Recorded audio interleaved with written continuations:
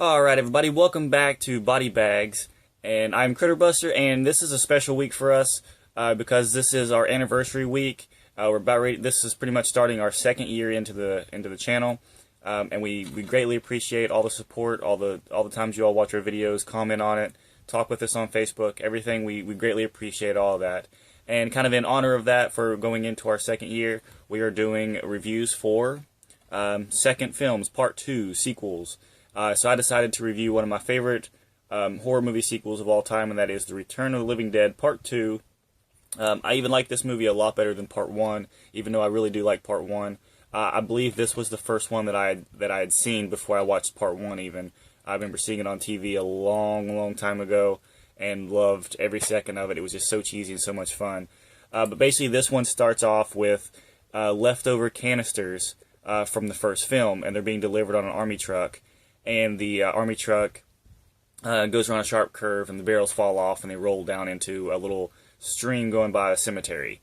There's this kid, I think his name is Kevin, and he gets challenged by his friends to go into the cemetery. And when he does, he comes across the canisters, and he opens up the canister, and it releases all that gunk, fluid, and smoke stuff, whatever. It releases all that into the cemetery, and again embarks on the whole zombie outbreak of the town. This one is, like, the first one was definitely a horror comedy, and it played lots of laughs, but it did a lot of seriousness too. And this one pretty much was just a straight up like parody of that. It was a slapstick almost every moment you can get, and that's what I really liked about it.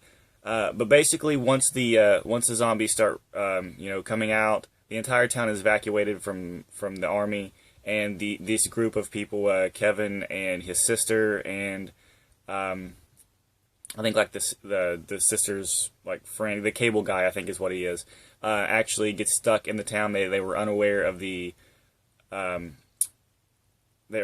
army, evacuating everyone. So they are stuck in the town full of these zombies, and they have to try to survive and escape. And something that's cool about this is, and weird at the same time, is the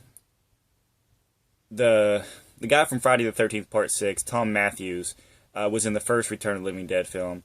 And him and, oh my god, what is his name? Why can I not think of his name? James Karen.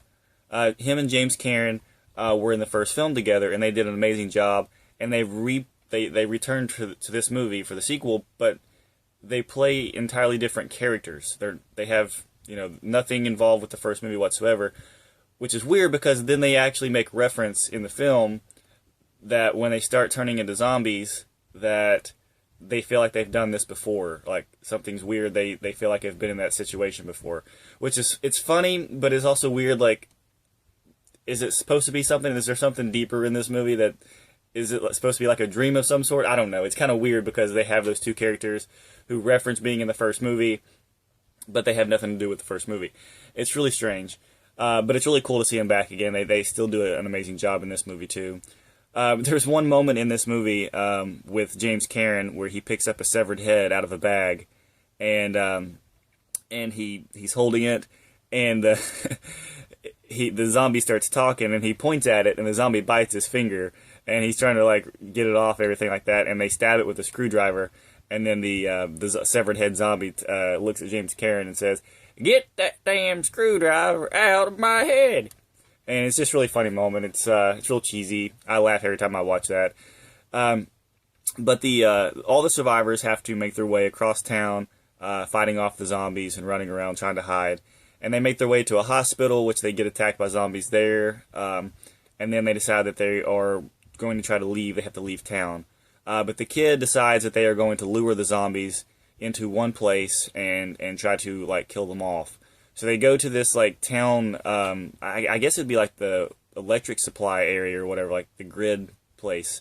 And they end up driving this massive truck, like delivery truck, through the gates, and hitting the electrical panel that's on the ground, and because it's all raining and everything, it causes all the zombies to get electrocuted, which then kills off the entire group of zombies. And there's one funny thing during that scene is that one of the zombies looks like Michael Jackson, and when it gets electrocuted, it starts doing like the whole Michael Jackson dance and moonwalking and all that stuff. It's really funny, very slapsticky. Now, at the end of this movie, during the credits, there is a song that plays, and it's called the Monster Mash. But it's done by this pop rock group or something like that. These girls, there was like a pop group back in the 80s and 90s. I'm not sure what the actual group was, but it's found on the VHS tape. This DVD here, I guess there was rights issues with the soundtrack, and the soundtrack is completely gone. It's a completely different soundtrack. The music is all different. The music at the end is all different. They still do the Monster Mash song at the end, but it's a different group, different song, or different version of the song and everything. And I was really disappointed. So if you have the VHS, there's a really cool song at the end of it, of the Monster Mash, and the actual score is really good. This one, not so much. I still love the movie and still love watching it, but I would love for them to actually release this with the original soundtrack score. It would just be so great to watch that again. That's all I can say. There's not much. There's only a commentary on this DVD, so I was very let down. There's no behind-the-scenes look or anything. But there's not much more I can say about it other than the fact that it's very cheesy, very slapsticky, and parody-ish of the first movie, even though the first movie was a comedy. I really love the movie. It's pretty gory. The zombies look pretty good.